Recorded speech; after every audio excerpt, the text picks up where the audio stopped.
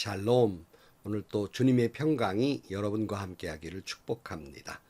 오직 주 안에서 살고 하나님 말씀대로 살고 성령이 이끄시는 대로 살아가는 복된 하루가 되시기를 주님의 이름으로 간절히 축원합니다. 오늘 아침 하나님께서 우리에게 허락해 주신 말씀은 창세기 3장 1절에서 13절 말씀입니다. 뱀은 주 하나님이 만드신 모든 들짐승 가운데서 가장 간교하였다. 뱀이 여자에게 물었다. 하나님이 정말로 너희에게 동산 안에 있는 모든 나무의 열매를 먹지 말라고 말씀하셨느냐? 여자가 뱀에게 대답하였다. 우리는 동산 안에 있는 나무의 열매를 먹을 수 있다. 그러나 하나님은 동산 한가운데 있는 나무의 열매는 먹지도 말고 만지지도 말라고 하셨다. 어기면 우리가 죽는다고 하셨다. 뱀이 여자에게 말하였다. 너희는 절대로 죽지 않는다. 하나님은 너희가 그 나무 열매를 먹으면 너희 눈이 밝아지고 하나님처럼 되어서 선과 악을 알게 된다는 것을 아시고 그렇게 말씀하신 것이다. 여자가 그 나무의 열매를 보니 먹음직도 하고 보암직도 하였다.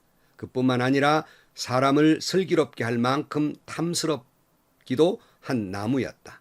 여자가 그 열매를 따서 먹고 함께 있는 남편에게도 주니 그도 그것을 먹었다. 그러자 두 사람의 눈이 밝아져서 자기들이 벗은 몸인 것을 알고 무화과나무 잎으로 치마를 엮어서 몸을 가렸다. 그 남자와 그 아내는 날이 저물고 바람이 서늘할 때에 주 하나님이 동산을 거니시는 소리를 들었다. 남자와 그 아내는 주 하나님의 낯을 피하여서 동산나무 사이에 숨었다. 주 하나님이 그 남자를 부르시며 물으셨다. 내가 어디 있느냐? 그가 대답하였다. 하나님께서 동산을 거니시는 소리를 제가 들었습니다. 저는 벗은 몸인 것이 두려워서 숨었습니다. 하나님이 물으셨다. 내가 벗은 몸이라고 누가 일러주더냐? 내가 너더러 먹지 말라고 한 그 나무의 열매를 내가 먹었느냐? 그 남자는 핑계를 대었다. 하나님께서 저와 함께 살라고 짝지어 주신 여자, 그 여자가 그 나무의 열매를 저에게 주기에 제가 그것을 먹었습니다. 주 하나님이 그 여자에게 물으셨다. 너는 어쩌다가 이런 일을 저질렀느냐? 여자도 핑계를 대었다. 뱀이 저를 꿰어서 먹었습니다. 아멘.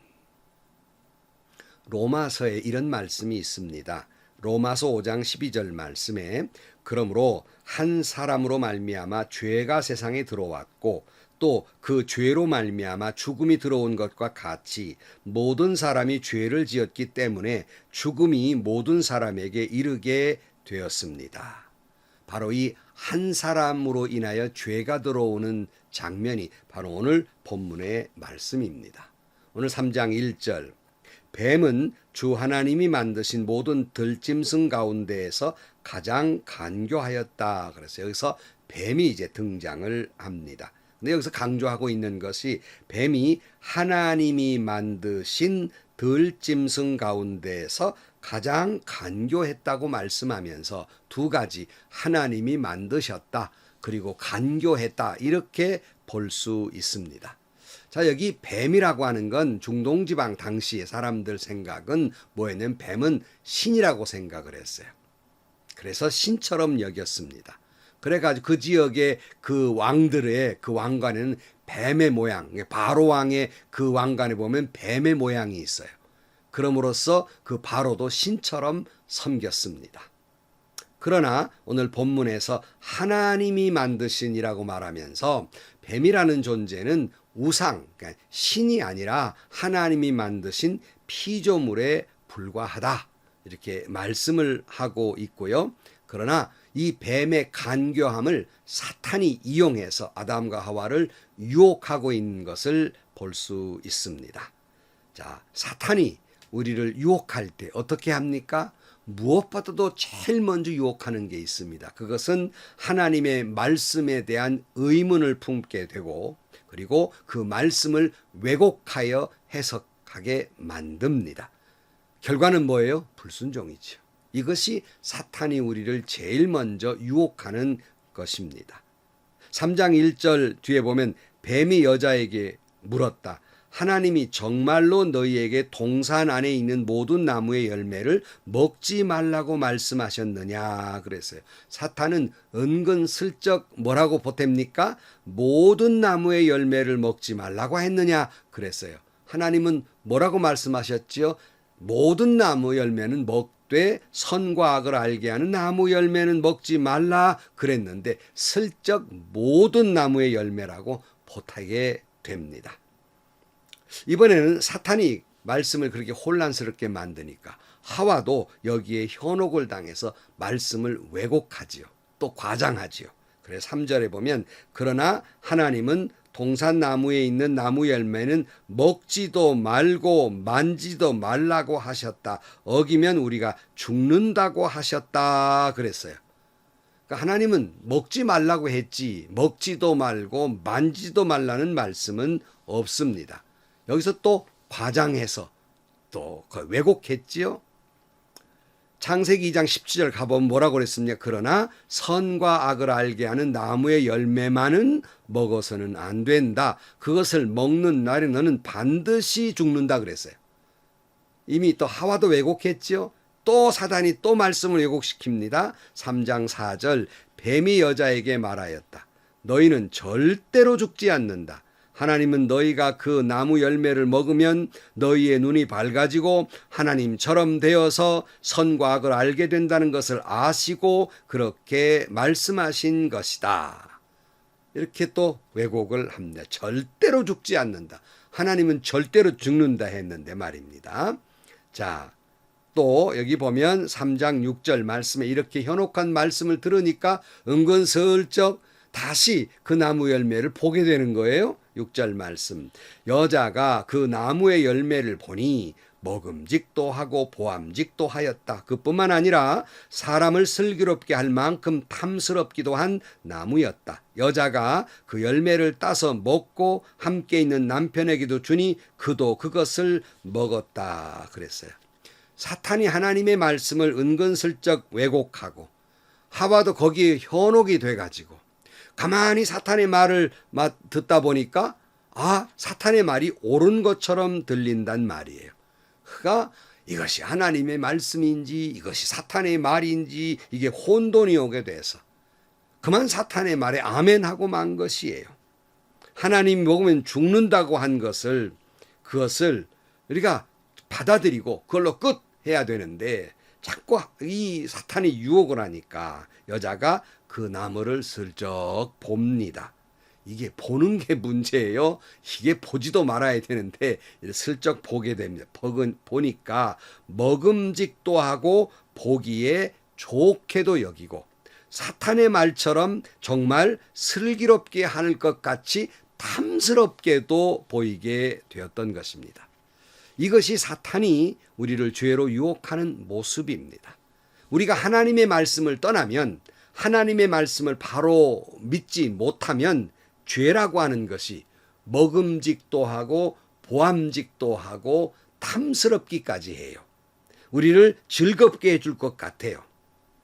하나님의 말씀을 좀 과장되어서 이렇게 말씀을 보면 우리를 마치 하나님이 나를 막 구속할 것 같고 나를 이렇게 힘들게 하려는 것 같은 의심마저 듭니다. 이 말씀 정도야 안 들어도 되지 않겠냐 하는 그런 생각을 갖게 됩니다. 그리고는 좀 하나님의 말씀 한쪽은 잠깐만 감고 좀 그거 사탄이 유혹한 대로 보암직도 하고 먹음직도 하고 탐스러운 죄를 지으면 그것이 나를 행복하게 해줄 것 같고 내 인생을 기름지게 할 것 같고 정말로 아주 기쁨이 넘치고 재미있게 해줄 것 같이 느끼게 된다는 것입니다. 이것이 이단들이 우리를 유혹하는 것입니다. 분명히 그들도 하나님의 말씀 구약과 신약을 인용하여 해석하여 가르칩니다. 그런데 성도들이 모르게 슬쩍 자기들의 이론이나 철학을 거기다 껴넣습니다. 자기들의 교주의 말을 껴넣습니다. 그리고 기존 목사님들이 하시던 설교나 해석을 의심스럽게 만들고 말씀을 과장되게 해석하고 자기들의 구미에 맞도록 그걸 왜곡해 설명을 합니다. 세상에 듣도 보도 못한 말씀 너무나 재미있고 얼마나 그렇게 가려운 것을 잘 긁어주는지 그렇게 구미에 좋게 그렇게 해석해 줍니다. 기존 교회에 대한 불만을 만들게 만듭니다. 이렇게 유혹하는 것입니다. 데살로니가전서 5장 21절 말씀에 모든 것을 분간하고 좋은 것을 굳게 잡으십시오. 갖가지 모양의 악을 멀리 하십시오. 그랬어요.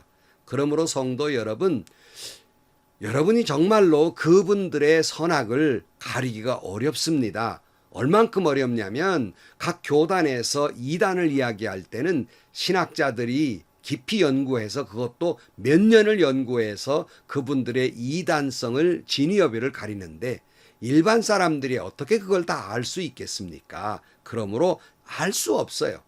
그러므로 말씀드린 대로 여러분 성경 공부는 하나님 앞에서 여러분의 영적인 문제와 여러분의 신앙에 책임을 지고 있는 담임 목사님들이 가르치는 성경 공부를 하셔야 되고 그 교회에서 가르치는 성경 공부를 하셔야 되며 굳이 성경 공부를 하고 싶다면 그 담임 목사님들이 이런 성경 공부가 좋다라고 말씀하시는 것만 해야 한다는 것입니다.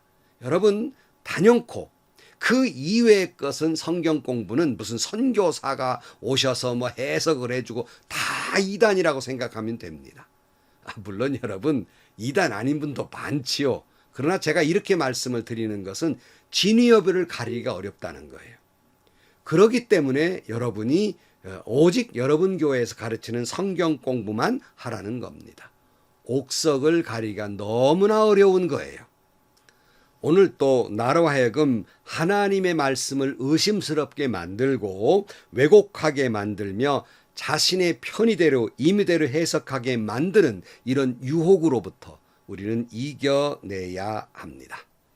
자, 그런데 여러분 이 죄라고 하는 전염성이 얼마나 빠른지 요즘 코로나19 바이러스가 변형이 나와가지고는 더 빨리 퍼진다고 해서 걱정입니다마는 금세 하와는 아담에게 같은 죄를 짓게 만들어서 열매를 함께 먹게 됩니다.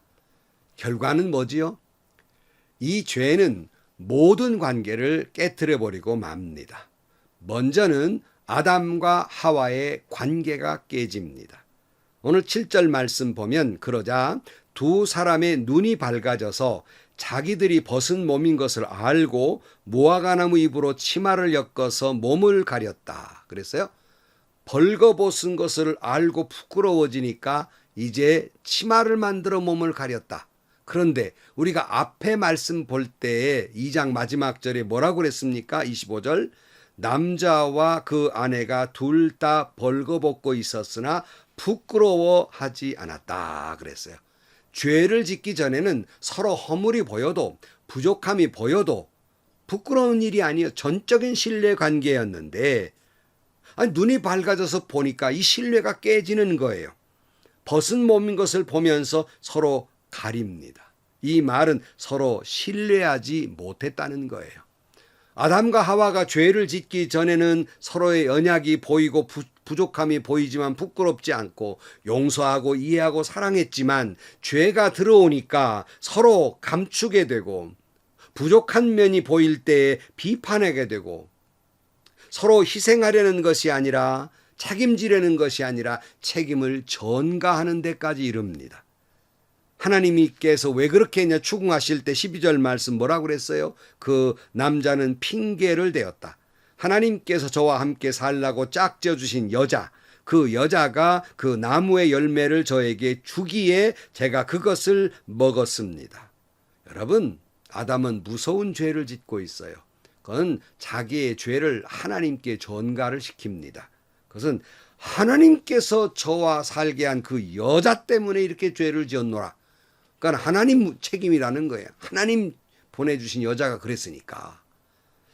그러므로 그 여자를 짝지어 주신 하나님이 1차적 책임이고 그리고 그 여자가 나에게 주어 먹게 했다는 여자에게 책임을 전가합니다. 자기 잘못은 없다는 거지요.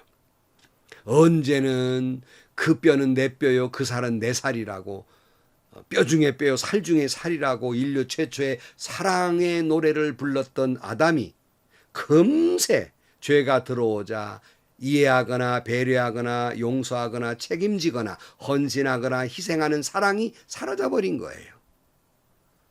또 하나 죄는 하나님과의 관계도 단절시키지요. 8절을 보시면 그 남자와 그 아내는 날이 저물고 바람이 서늘할 때 주 하나님이 동산을 거니시는 소리를 들었다. 남자와 그 아내는 주 하나님의 낯을 피하여서 동산나무 사이에 숨었다 그랬어요. 죄가 들어오니까, 이 죄가 들어오기 전에는 하나님과 함께 이 동산, 하나님의 성전 안에서 정말 행복하게 살았는데 죄가 들어오니까 하나님이 거니는 소리만 들어도 두려워서 그들이 숨게 됩니다. 하나님과의 관계가 깨져버린 거예요.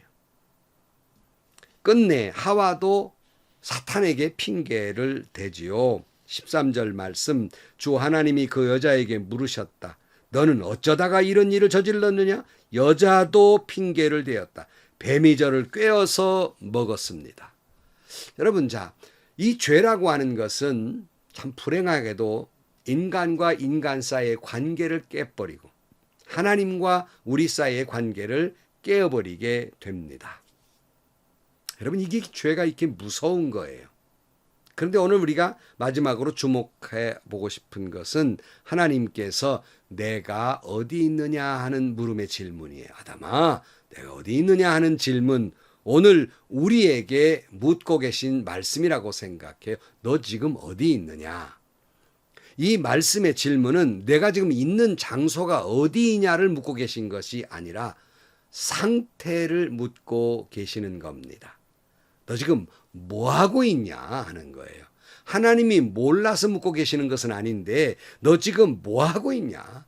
너 영적 상태는 지금 어떠냐 지금? 내 믿음은 어떤 상태냐? 너는 지금 하나님의 말씀을 전적으로 믿고 전적으로 순종하는 가운데 있기나 하는 거냐? 너는 지금 내 사명의 자리, 내 본분의 자리, 너 그 자리에서 내 사명과 본분을 지금 잘 감당하고 있는 것이냐? 내가 어디 있느냐? 묻고 계시는 겁니다. 여러분은 지금 어디 계십니까? 여러분의 영적 상태는 어떤 모습입니까? 여러분이 있어야 할 자리에 있기나 하는 겁니까? 또 하나 질문은 이렇게 질문하면서 내가 지금 어쩌다 이렇게 됐냐, 왜 이렇게 됐냐고 거듭 물으시는 것은 몰라서 물으신 것이 아니라 자꾸 물어서 회개하라고 녹화하고 있는 거예요. 회개하라, 회개하라 하는 거예요. 다 보고 계시고 이미 다 알고 계십니다. 다시 묻고 있어요. 오늘 우리에게도 묻고 계신 겁니다. 회개할 동기와 시간을 주고 계시는 거예요. 아담과 하와는 이걸 놓쳐버리고 맙니다. 오늘 또 내가 어디 있느냐라고 묻고 있는 것은 저와 여러분을 위해서, 저와 여러분에게 회개할 기회를 주시기 위해서 오늘 또 묻고 계시는 것입니다. 성도 여러분, 오늘 아침 주님이 여러분에게 묻습니다. 내가 지금 어디에 있느냐? 아멘. 기도하시겠습니다. 하나님 아버지, 사탄의 유혹에 죄가 들어오고 죄 때문에 인간과 인간 사이가, 하나님과 우리 사이가 관계가 깨지고 벽이 생겨서 불행이 오고 혼란이 오고 괴로움이 오고 말았습니다. 하나님, 사탄의 어떤 유혹에도 하나님의 말씀은 곧이곧대로 그 말씀대로 아멘 하게 하시고 그 어떤 유혹에 넘어가지 않는 저희들 되게 하여 주옵소서. 온전히 주의 말씀대로 순종하며 살아가는 가정들이 되시고 늘 하나님이 내가 어디냐 물으실 때 내가 있어야 할 자리에 있고 늘 영적 상태가 주님을 바라보는 그런 저희들 되게 하여 주옵소서. 예수님의 이름으로 기도하옵나이다. 아멘. 여러분, 늘 가슴 속에 하나님이 묻고 계시다는 걸 잊지 마십시오. 내가 어디 있느냐? 너 지금 뭐 하고 있느냐? 내 상태 지금 괜찮느냐? 묻고 계십니다.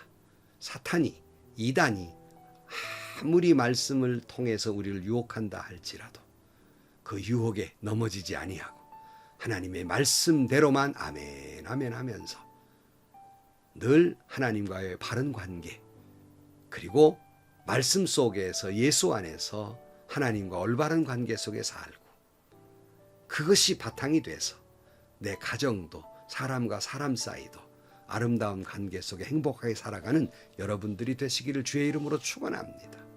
아무리 오늘 또 죄가 나로 하여금 먹음직도 하고 보암직도 하고 탐스럽게 보여도 죄를 물리치는 그리고 승리하는 여러분들이 되시기를 축복합니다. 행복하시고요. 좋은 일이 가득한 하루가 되시기를 주님의 이름으로 간절히 축원합니다.